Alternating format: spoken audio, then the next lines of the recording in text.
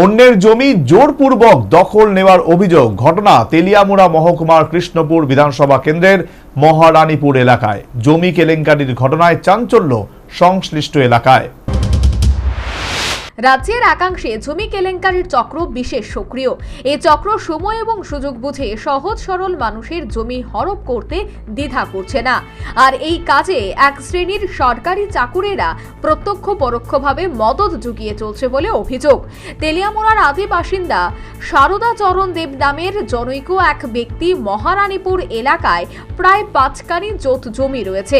সারদা চরণ দেবের মৃত্যুর পর যখন তার পরবর্তী প্রজন্ম নিয়ম মোতাবেক জায়গা নিজেদের নামে নামজারি করানোর জন্য আবেদন করে, তখন তারা জানতে পারে কোনোভাবে অবৈধ পন্থা অবলম্বন করে জনৈক এক ব্যক্তি জায়গাটি নিজের নামে করিয়ে নেওয়ার অপপ্রয়াস করছে। পরবর্তী সময়ে জমির প্রকৃত মালিক মৃত সারদা চরণ দেবের নাতি নাতনিরা এই বিষয়ে খোয়াই জেলা শাসকের দ্বারস্থ হয়। এরপর দীর্ঘ শুনানির পর জমিটির প্রকৃত মালিক সারদা চরণ দেব এই কথা জানিয়ে দেওয়া হয়। যে সারদা চরণ দেব মারা যায় 1975 সনে। So it was not possible for him to come back after 13 years of his death in the year 1988 and to execute such a deed.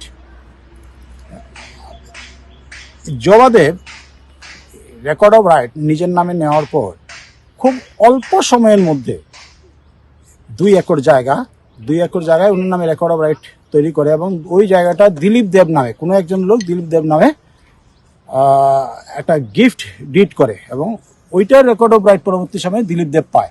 আমরা ডিএম খোয়াইয়ের কাছে যে আপনাদের যে 95 যে সেকশন আছে টিএলআর এন্ড এলআর অ্যাক্ট 1960 ওই মোতাবেক একটা অ্যাপ্লিকেশন সাবমিট করি এবং ওইখানে দীর্ঘ হিয়ারিং হয়। হিয়ারিংয়ের পর সমস্ত ব্যাপারগুলা সামনে আসে যে এটা যে একটা ফেক ডিড 1/160 যেটার মূলে এই সমস্ত কাজগুলো করছে সমস্ত জিনিসগুলো সামনে আসে এবং তার যে মিউটেশন এটা ক্যান্সেল হয়।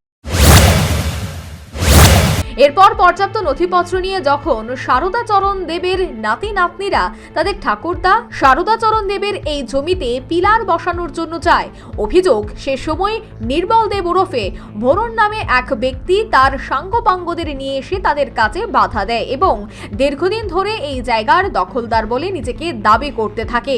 জমির মালিক সারদা চরণ দেবের নাতির আরও অভিযোগ নির্মল দেব এবং তার সাঙ্গপাঙ্গদের উপদ্রবে অতিষ্ঠ হয়ে উঠেছে তারা।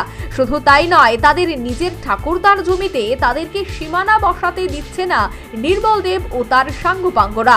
বাধ্য হয়ে পরবর্তীতে তারা এই ঘটনার খবর দেয় তেলিয়ামুড়া থানায় এবং ঘটনার খবর পেয়ে ঘটনাস্থলে পৌঁছায় তেলিয়ামুড়া থানার পুলিশ। যদিও পরবর্তীতে স্থানীয়দের সহযোগিতায় পুলিশের উপস্থিতিতে তারা জমিতে পিলার বসানোর কাজ শেষ করেছে। রাজ্যে আবারও জমি কেলেঙ্কারির এই ঘটনায় রীতিমতো চাঞ্চল্য ছড়িয়েছে গোটা খোয়াই জেলায়। সে সাথে প্রশ্ন উঠছে, এই কাজে নির্মল দেব ওরফে ভরণ নামের ব্যক্তি তার সাঙ্গপাঙ্গদের নিয়ে এসে তাদের কাছে বাধা কোন সাহসে? এর পেছনে কি প্রভাবশালীদের কোনো হাত রয়েছে? তাছাড়া এক শ্রেণীর সরকারি চাকুরেরা এই সমস্ত অবৈধ কাজে প্রত্যক্ষ পরোক্ষভাবে মদত জুগিয়ে চলছে বলে অভিযোগ। সচেতন মহলের মতে এই ঘটনার মামলা হাতে নিয়ে পুলিশ তদন্ত করলেই পুরো ঘটনার পর্দার নায়কদের নাম বেরিয়ে আসবে। এখন দেখার সংশ্লিষ্ট প্রশাসন এ নিয়ে কি পদক্ষেপ গ্রহণ করে। Bureau report, news vanguard.